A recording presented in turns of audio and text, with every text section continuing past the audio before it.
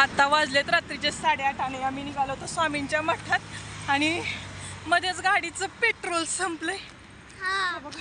वेदिका चालतीय, गोलू माझ्या कडेवर आहे आणि हे हायवे वाहतोय.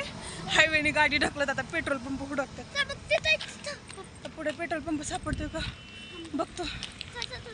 लेकरं घेऊन असं चालायचं अंधारात. कसं वाटतं वेदिका?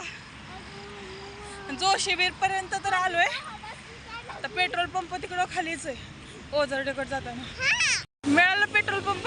पेट्रोल संपले तुम्ही इकडे खर्च वाढवा. काय डोरेमॉन बघू टाकलं का पेट्रोल?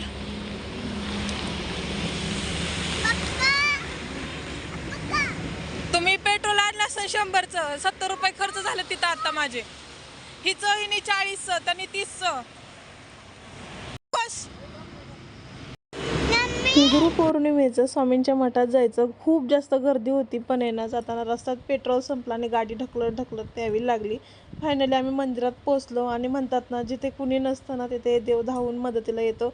असंच काहीसं झालं. बऱ्याच अंतरावरती गाडी त्यांनी ढकलत नेली आणि आम्ही साध्या रस्त्याने चालत गेलो आणि रस्त्याने चालत मी लेकरांना घेऊन आले कच्च्या रस्त्याने आणि हे ना हायवेने गाडी ढकलत गेले. पुढे नेमकं स्वरा, मला वाटतं स्वरा काहीतरी नावाचं एक हॉटेल होतं.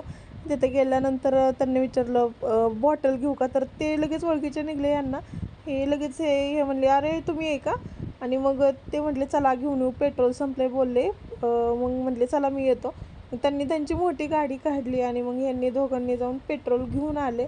गाडीत त्यांनी पेट्रोल टाकलं. तोपर्यंत आम्ही तिथे हॉटेलवरती थांबलो आणि त्यानंतर स्वामींनी बोलवलं आम्हाला दर्शनाला.